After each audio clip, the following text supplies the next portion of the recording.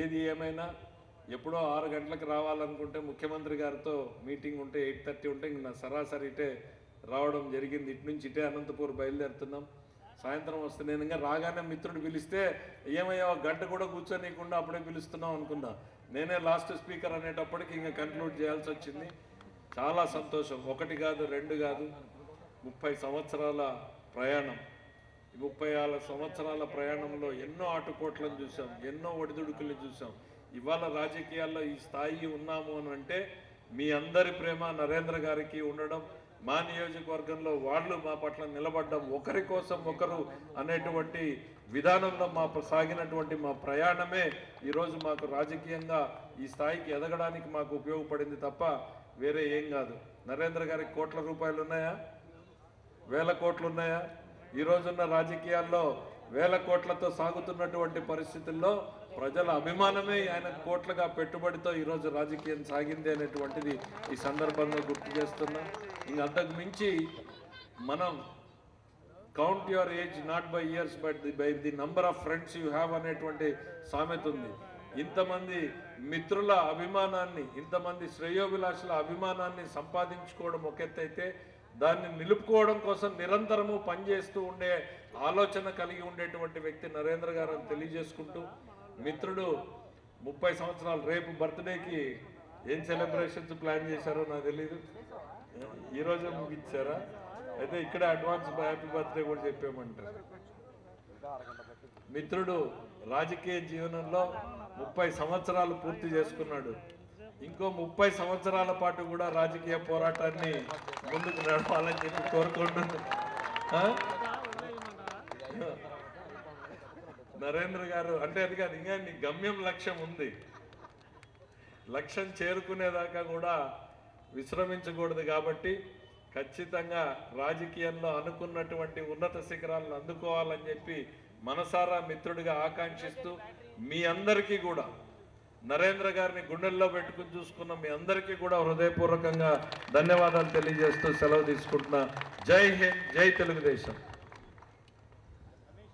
Separate team వేసి ఎవరిని ఏ రకంగా ఇబ్బంది పెట్టాలి, నరేంద్ర కుమార్ గారి దగ్గరికి ఎవరు పోకుండా ఎట్లా చేయాలి, సంఘం సంస్థని ఎట్లా నిర్వీర్యం చేయాలి, రాత్రికి రాత్రి దాన్ని అమలుకి ఎట్లా అందించాలి అంటే మరి అది నరేంద్ర గారి మీద కోపమా, సంఘం డైరీ పాల రైతుల మీద కోపమా, తెలుగుదేశం పార్టీ మీద కోపమా అయితే మాకు అర్థం కాలేదు. కాకపోతే ఆ రోజు నియోజకవర్గంలో మీరంతా ఏ రకంగా అయితే నరేంద్ర గారికి బాసటగా నిలబడ్డారో, పార్టీలో అందరం కూడా ఆ రోజు గట్టిగా నిలబడి అడుగడుగునా కూడా వాళ్ళని అడ్డుకుంటే, ఈరోజు అడ్వకేట్ మిత్రుడు ఆదినారాయణ గారిని కూడా గుర్తు చేసుకోవాలి. ఆ రోజు అప్పుడు వీడియో కాన్ఫరెన్స్లో జరిగేటువంటి ఇది కూడా నడిచింది.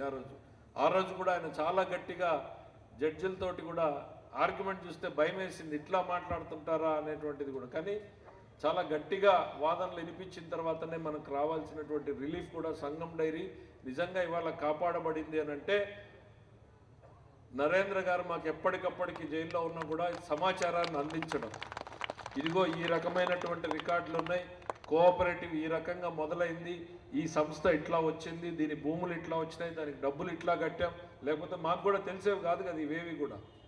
ఈరోజు ఆ సంస్థ నిలబడింది అని అంటే ఆయన లోపలున్న ఆయన ఒకటే చెప్పాడు ఆ రోజున, నేను రావడం, నన్ను బయటకు రాకుండా వీళ్ళు ఆపలేరు, మహా అయితే ఇంకో 10 రోజులు పడుతుంది, ఇంకో 15 రోజులు పడుతుంది, నన్ను కాదు మీరు చూడాల్సింది సంస్థను కాపాడండి అని చెప్పాడు నరేంద్ర గారు. వాస్తవం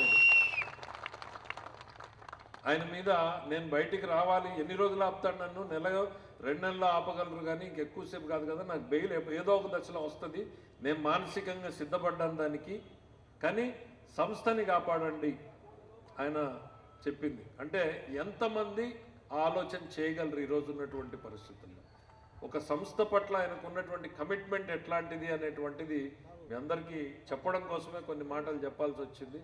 ఆ సమాచారం కూడా మాకు ఎవరికి కూడా తెలియదు పెద్దగా.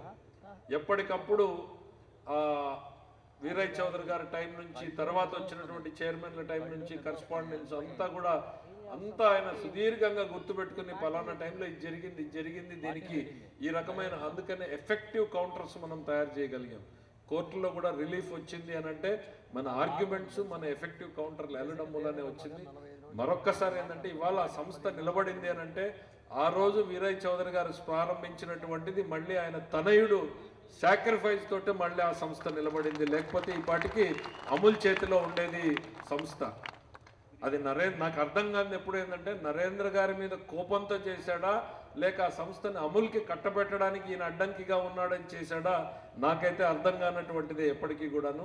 అది ఆ రోజు సంగం డైరీ మీద జరిగినటువంటి దాడనే నేను అనుకుంటా. అందులో నరేంద్ర గారు బలయ్యాడు అనేటువంటిది నాకు అనిపించేటువంటిది. మరి నరేంద్ర గారికి తెలియాలి దానికి మూలాలు ఏంటి అనేటువంటిది.